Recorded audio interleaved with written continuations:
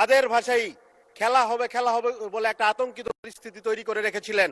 অথচ এই জনগণ গণ অভ্যুত্থানের মাধ্যমে তাদেরকে খেলে দিয়েছে। মাননীয় স্পিকার, ব্যাংকগুলোতে আমরা দেখেছি, বিশ্ববিদ্যালয়ে আমরা দেখেছি, সরকারি প্রতিষ্ঠানগুলোতে বাংলাদেশ ব্যাংকে দলীয় ব্যবসায়ীকে নিয়োগ করা হচ্ছে। মাননীয় স্পিকার, পার্লামেন্টে তেল থাকলে কি হবে? মাননীয় স্পিকার, আমরা পেট্রোল পাম্পে কোনো তেল পাই না।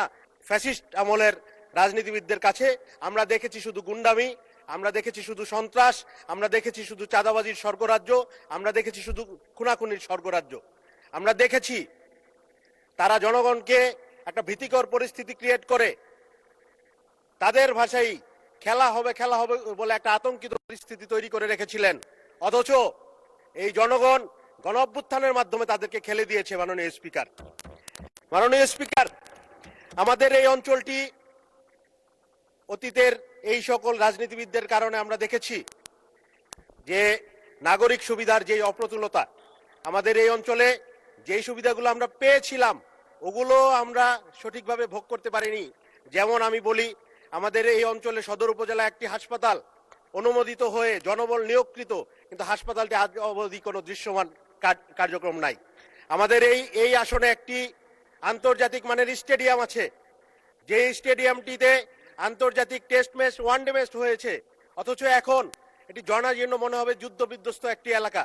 এটি 12 মাস পানির নিচে নিমজ্জিত থাকে, এরকম একটা স্টেডিয়াম। আমরা শুধু দলীয়করণ না, আমরা বিসিবিতে দেখলাম পরিবারকরণ হচ্ছে।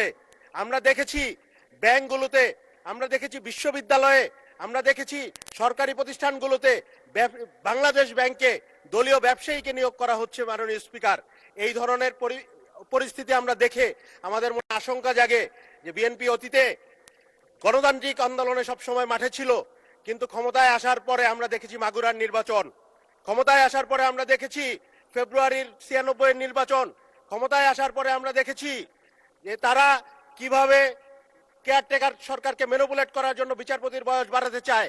ওই ধরনের পরিস্থিতিতে আমরা আবার যেতে চাই কিনা, এই ধরনের একটা আশঙ্কা আমাদের জাগে। মাননীয় স্পিকার, আমরা দেখছি এই দেশে, আমরা পার্লামেন্টে এসে দেখি এবং শুনি, আমরা দেখি যে এখানে তেলের কোনো অভাব নাই।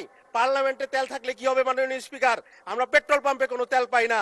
আমার গাড়ি 3টা 4টা পর্যন্ত, রাত পর্যন্ত পেট্রোল পাম্পে বসে থাকতে হয় 5 লিটার 6 লিটার তেল নেওয়ার জন্য। মাননীয় স্পিকার, আমরা আজকে রাষ্ট্রপতির ধন্যবাদ প্রস্তাবের উপর ভাষণ, রাষ্ট্রপতিকে দেশের জনগণ একজন মেরুদণ্ড সম্পন্ন এবং সঠিক সিদ্ধান্ত নিতে সক্ষম ব্যক্তি হিসেবে মনে করেন না, জনগণ মনে করেন না। আমি মনে করতে পারি কিনা এই মহান সংসদে আমি জানি না, সাংবিধানিকভাবে এটা মনে করা পসিবল কিনা, কিন্তু জনগণের মতের প্রতি আমি শ্রদ্ধাশীল। মাননীয় স্পিকার।